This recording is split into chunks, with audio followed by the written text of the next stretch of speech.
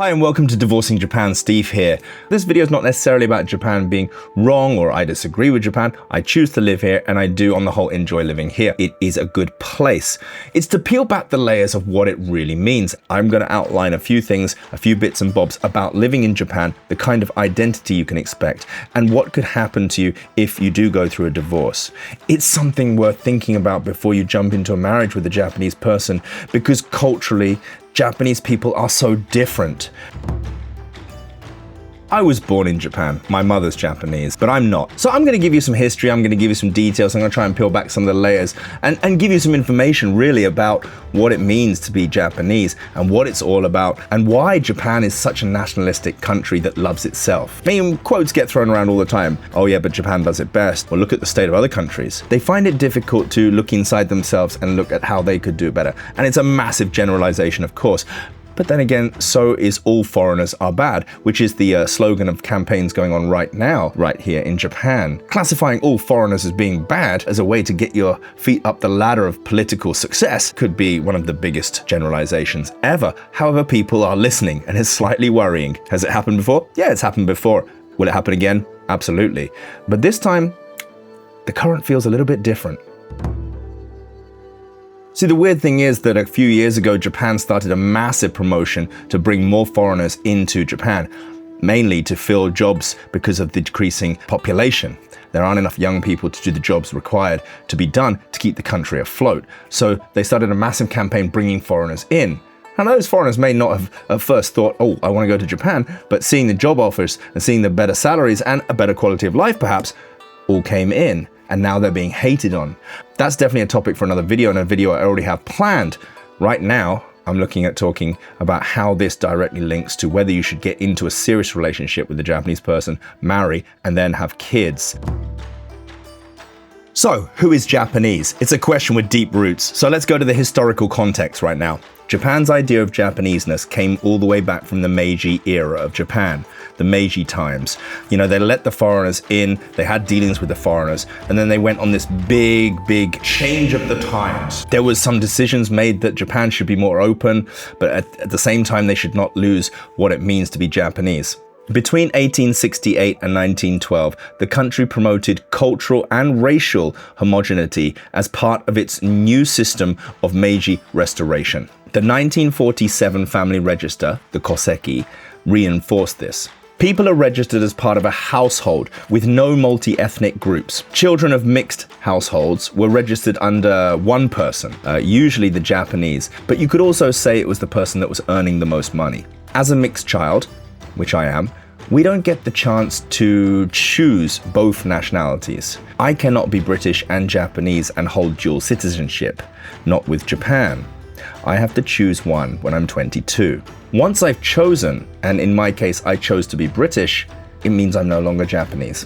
Which is kind of strange because up to that point I'm classified as kind of being Japanese, but as soon as I make that decision to renounce my Japanese-ness, you're not Japanese. You're not treated as a Japanese person. People look at you like you're different. So Japanese identity is somewhat ascriptive, which means that you're defined your identity at birth. And it's nothing to do with who you are or what you believe. So technically, sorry, you can't identify as being Japanese. I tried, it didn't work. In Japan, there are two groups. There's the Uchi, which means inside, and there is the soto, which means outside. And if you're a foreigner or a mixed kid, you're definitely in the soto group, the outside group. There's no getting into the Uchi. So in some cases, if you marry a Japanese person, you can have the feeling, you can have a taste of being Uchi, inside, but you're right there on the edge. And if anything goes wrong, like for example, if you get divorced, then you're definitely on the soto, and you're on a very cold soto. It's almost like you are never inside the house at all. Foreigners that speak Japanese to a very high level are often commended on their Japanese. The funny thing is that foreigners that don't speak Japanese well are also commended on their Japanese. However, how well you speak Japanese does not have any bearing on whether you're soto or uchi. Japan is a 98% homogeneous country. 98% of people are Japanese with a Japanese mother and a Japanese father. Now, if you dig back in the roots, you can often find some discrepancies there, but Japanese people don't like to talk about that. There is a purist feeling about being Japanese, one that cannot be mocked or changed.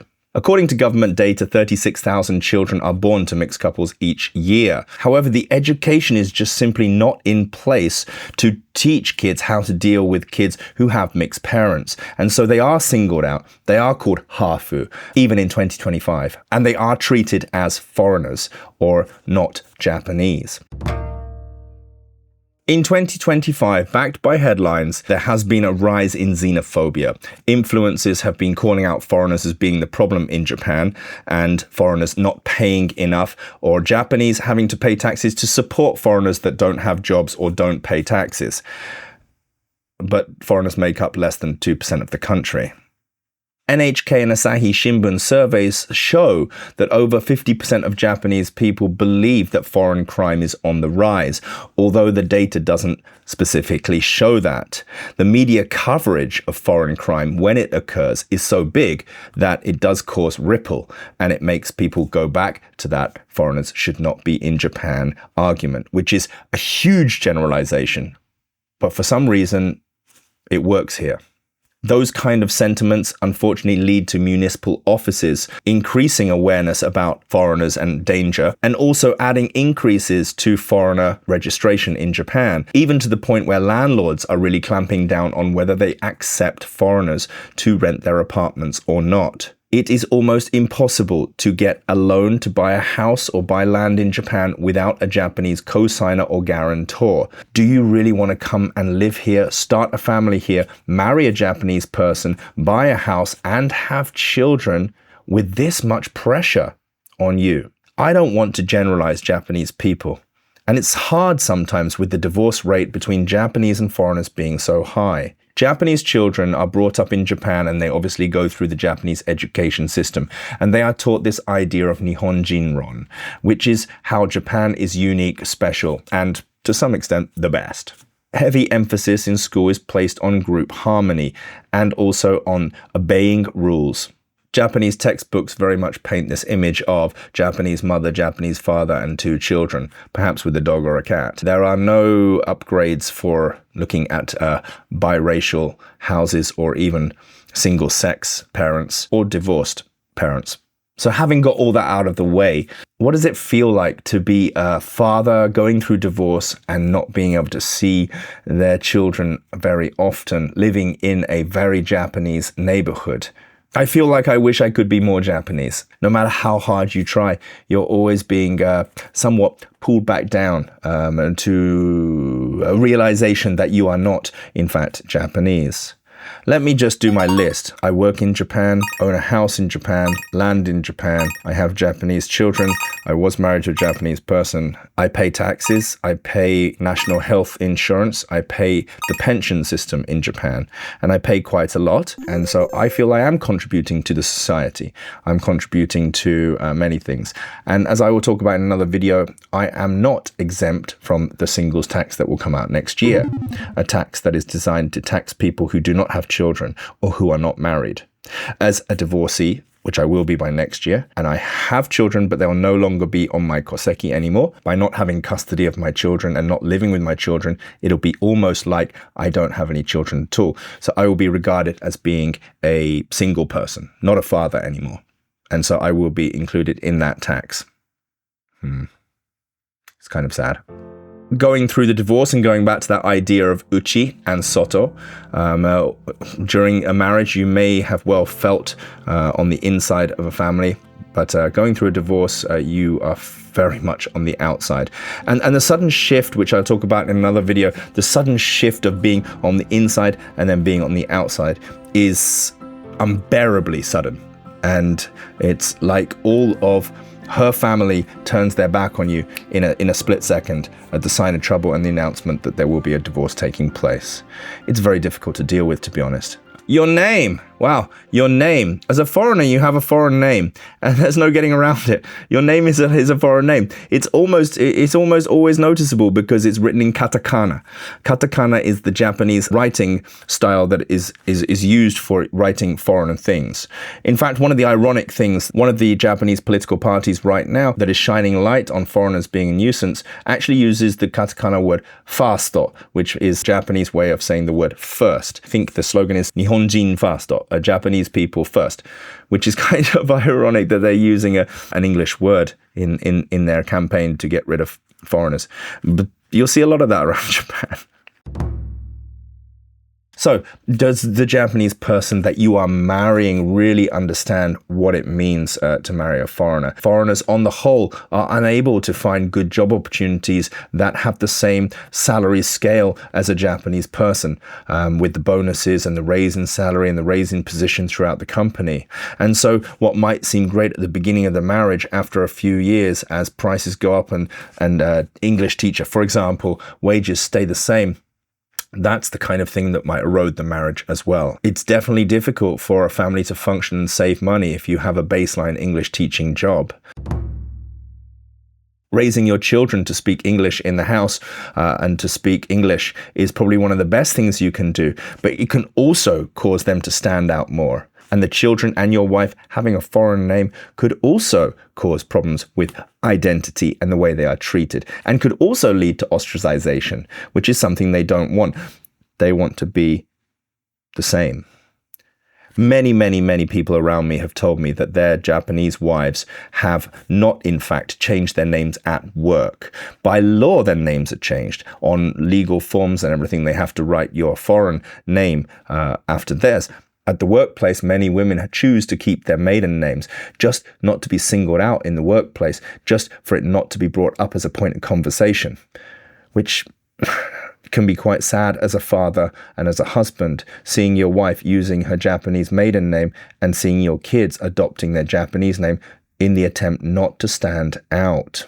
This can lead to a lack of belonging in mixed-race kids in Japan, higher risk of identity confusion, anxiety, and depression.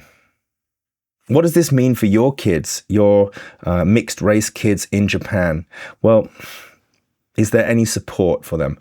Not really. Anxiety, depression is not a thing. It's not really something that's thought about very deeply in Japan.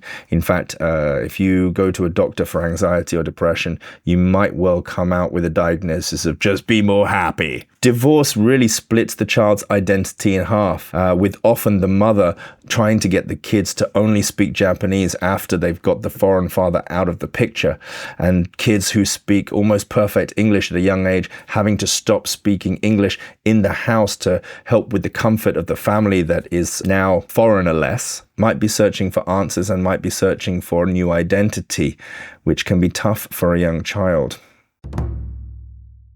When you're going through divorce in Japan, you do lose a lot. You lose your wife, you lose your sense of self and your position in society. You lose access to your children. You kind of lose any rights that you did have, although you don't actually have that many to begin with.